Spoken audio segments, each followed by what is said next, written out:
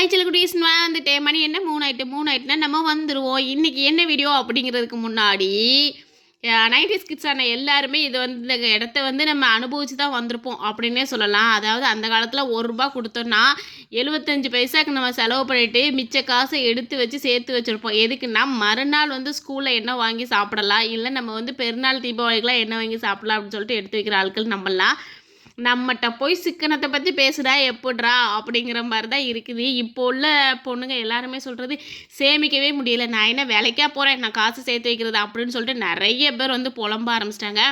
But no tension no கவலை அப்படிங்கிற மாதிரி தான் நான் சொல்ல வந்திருக்கிறேன். எதையுமே நம்ம சிம்பிளாக கொஞ்சம் ஸ்மார்ட்டாக யோசித்தா போதும், கண்டிப்பாக நம்மளால் சேவிங்ஸ் பண்ண முடியும். அந்த காலத்தில் நம்மளோட அம்மாக்கள்லாம் பாருங்கள், நம்ம அம்மாக்களாக இருக்கட்டும் இல்லை நம்ம பாட்டிகளாக இருக்கட்டும், அவங்கெல்லாம் ஈஸியாக சூப்பராக சேவ் பண்ணுவாங்க. பாட்டிகளெல்லாம் சொல்லவே வேண்டாம், முந்தானையில் முடிஞ்சே வச்சுருப்பாங்க.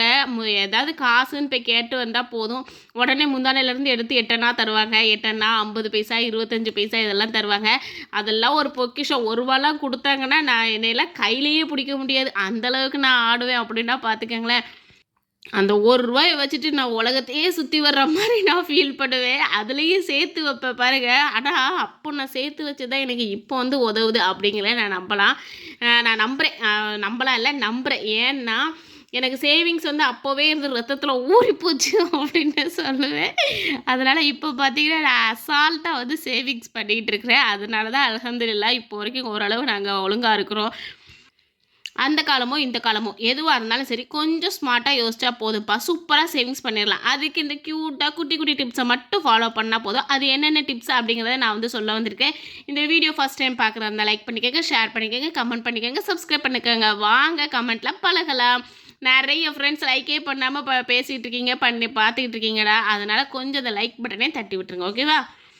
நம்ம வேலை மார்னிங்லேருந்து நைட்டு வரைக்கும் இருந்துக்கிட்டே இருக்கும். இப்போல்லாம் கண்டினியூவாக நடுராத்திரி கூட எனக்குலாம் கண்டினியூ ஆகுதுப்பா. ஆமாப்பா. ஏன் அப்படி சொல்கிறேன்னா, நைட்டு தூக்கத்தில் கூட பாத்திரம் கழுவிட்டோமா, ஸ்நாக்ஸ் என்ன செய்கிறது, நாளைக்கு காலையில் என்ன பண்ணுறது, நாளைக்கு பிள்ளைங்க வந்ததுக்கப்புறம் என்ன செய்கிறது, நம்ம செய்கிற ஸ்நாக்ஸு ஹெல்தி தானா அப்படிங்கிறது ஒரு பக்கம். இன்னொரு பக்கம் விடிய விடிய பிள்ளைங்களோட பஞ்சாயத்தாக தான் இருக்குது. பகலில் தான் பஞ்சாயத்து பண்ணுதுன்னு பார்த்தா, நைட்டு நடுராத்திரியில் எங்கள் வீட்டெல்லாம் பஞ்சாயத்து. தூங்கும்போது தலகாணி அவன் பிடுங்கிட்டான், தலகாணியை இவ பிடுங்கிட்டா, போர்வையை தூக்கிட்டான்னு சொல்லிட்டு ஆளாளுக்கு இந்த பஞ்சாயத்து தலைவராக வச்சுட்டு நம்மளை படுத்துகிற பாடு. இந்த பஞ்சாயத்து தலைவர் வந்து நம்மளால் என்ன சொல்கிறது, ராஜினாமா பண்ணவும் முடியலை, வேறு வழி இல்லாமல் அதை வந்து ஓட்டிக்கிட்டு இருக்க மாதிரி இருக்குது. யார் வீட்டிலலாம் பஞ்சாயத்து பண்ணுறீங்கன்னு தெரியலப்பா. ஆனால் எங்கள் வீட்டிலலாம் ஓவர் பஞ்சாயத்து. ஸ்கூல் இருந்தால் மட்டும்தான் பஞ்சாயத்துக்கு லீவ் விடுவேன். இதெல்லாம் கனவுல வந்துக்கிட்டு இருக்கும்போது நான் எங்கே இருந்துடா தூங்குறது அப்படின்ட்டு ஆகிப்போச்சு. எனக்கு மட்டும்தான் அப்படி வருதா இல்லை உங்களுக்குலாம் வருதா அப்படின்னு சொல்லிட்டு கமெண்ட்டில் சொல்லுங்கள். ஏன்னா நான் அப்படித்தான் ஓட்டிக்கிட்டு இருக்கேன் என் காலத்தை. இதில் கொஞ்சம் கொஞ்சமாக க்யூட்டாக ஒரு சேவிங்ஸை பற்றி சொல்லலாமா? இது வெறும் 5 விஷயம் தான்டா. இந்த 5 விஷயத்த மட்டும் ஃபஸ்ட்டு ட்ரை பண்ணி பாருங்கள். இதிலே கண்டிப்பாக உங்களால் சேவிங்ஸ் பண்ண முடியும். உங்களை வந்து மதிக்காத உங்கள் மாமியார் மாமனார் கூட பரவாயில்லையே நம்ம மருமவ இவ்வளோ பொறுப்பாக இருக்காளா அப்படின்னு நம்புவாங்க.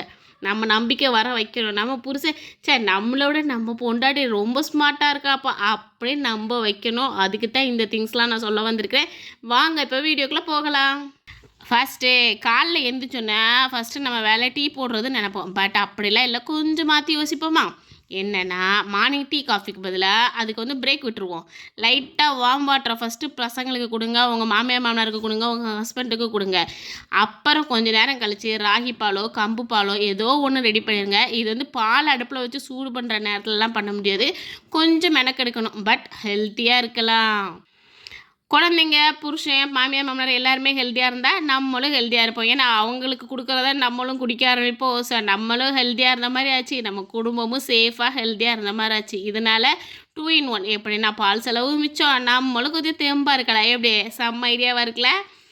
2வது என்ன காய்கறி இருக்குன்னு பார்த்துட்டு சமையல் பண்ண ஸ்டார்ட் பண்ணணும்டா. ஃபஸ்ட்டு போனோடனே ஃப்ரிட்ஜை திறந்து பார்க்கணும். அதை விட்டுட்டு நைட்டே நான் நாளைக்கு காலையில் இந்த டிஷ்ஷு அங்கே போகிறோம் இங்கே போகிறோம் நாளைக்கு இங்கே வரோம் அப்படின்னு சொல்லிட்டு யோசிக்காமல், ஃப்ரிட்ஜில் இந்த காய்கறி இருக்குது, இன்றைக்கி கத்திரிக்காய் இருக்கா, ஓகே கத்திரிக்காய் சாம்பாரை போடு. உருளைக்கிழங்கு இருக்கா, போடு. உருளைக்கிழங்கு தாளித்து கொட்டி வச்சுரு. ஒரு உருளைக்கிழங்கு பொரியல், ஒரு சாம்பார், ஒரு அப்பளம். இன்றைக்கி வந்து மெனு முடிஞ்சிருச்சு அப்படின்னு சொல்லிட்டு வைக்கலாம். இந்த வகை வகையாக வக்கனையாக வைக்கிறவங்கள நான் சொல்லலைப்பா, என்ன மாதிரி சிம்பிளாக வைக்கிறவங்கள தான் நான் சொல்லிக்கிட்டு இருக்கிறேன். சில பேர் வந்து ஒரு நேரத்துக்கே வகை வகையாக 9 வகையான டிஷ் செய்வாங்க. நான் அந்த அளவுக்குலாம் இன்னும் பெரிய ஃபேமிலி ஆகலை. ஸோ நாங்கள் வந்து ஒரு குழம்பு, ஒரு பொரியல் அவ்வளோதான் வைப்போம். எக்ஸ்ட்ரா ஒருத்தர் வந்து ஃபிட்டிங்காக வருவார் அப்படின்னு பார்த்தீங்கன்னா, ஒன்று அப்பளமாக இருக்கும், இல்லை ஊறுகாவாக இருக்கும். ஸோ அதனால் அவங்க 2 பேர் வந்து எக்ஸ்ட்ரா சார்ஜ் அவங்கள நாங்கள் விட்டுருவோம். மற்றபடி ஒரு காய்கறி, ஒரு குழம்பு ஓகேவா? ஸோ அதனால் ஃப்ரிட்ஜை திறந்து பார்க்கணும். என்ன இருக்குது அன்னைக்கு நைட்டு, அன்னைக்கு நம்மகிட்ட என்ன இருக்கோ அதை வச்சு அன்னைக்கு சாம்பாரோ, புளிக்குழம்போ, குருமாவோ இல்லைன்னா மீன் குழம்பு, மீன் மேக்ஸிமம் ஃப்ரிட்ஜில் வைக்க மாட்டோம். என்ன காய்கறி இருக்கோ அதை வச்சு பண்ணினீங்கன்னா ரொம்பவே ஈஸியாக இருக்கும். அதை விட்டுட்டு நம்ம ஃப்ரிட்ஜை திறந்து பார்த்தோம்னா காய்கறி நம்மளை பார்த்து சிரிக்கும். நம்ம அதை பார்த்து முறைப்போம். என்னடா இது, நம்ம ஒரு குழம்பு நினச்சா இது வேற இருக்குது அப்படின்னு சொல்லிட்டு. இதில் வேறு நம்ம பசங்களை எழுப்பிவிட்டு எப்பா இந்த காய் மட்டும் வாங்கிட்டு வந்துடுமா அப்படின்னு சொல்லுவோம். அவன் நம்மளை பார்த்து முறைப்பான். இது எல்லாத்தையும் விட அழகாக வீட்டில் இருக்கிறத வச்சு நம்ம சமைச்சோன்னா சந்தோஷமாக இருக்கலாம். வர்ற செலவும் கம்மியாகும். இருக்கிறத வச்சு சந்தோஷமாக நம்ம வந்து வாழலாம். ஓகேவா? இப்போ 3வது டிப்ஸ்குள்ளே போயிடலாமா? ஈவினிங் பிள்ளைங்க வரும்போதே பசின்னு தான் சொல்லுவாங்க. என்னமோ அவங்கள பல நாள் பட்டினி போட்டு வளர்க்குற மாதிரி. அம்மா பசிக்குது, என்ன இருக்குது. என் பசங்களாம் வீட்டுக்குள்ளே வந்து பேக்கெல்லாம் தூக்கி எரிஞ்சிட்டு ஃபஸ்ட்டு கேட்குற கேள்வி, அம்மா பசிக்குது என்னம்மா செஞ்சு வச்சுருக்கீங்க, அப்படி தான் கேட்டு வருவாங்க. உங்கள் பசங்க எப்படின்னு எனக்கு தெரியல. அப்போ தான் நான் யோசிப்பேன், இப்போ ஒரு வேளை ஒன்றுமே வீட்டில் இல்லாட்ட ஈவினிங் வந்து ராகி பால் ஏதாவது ஒரு மில்லட்டில் நான் வந்து எதாவது செஞ்சு வச்சுருவேன். இல்லைன்னா பிஸ்கட் நான் சொன்னேன் பார்த்தீங்களா என்னோடய பிஸ்னஸில், அந்த பிஸ்கட் ஏதாவது செஞ்சு வச்சுருவேன்.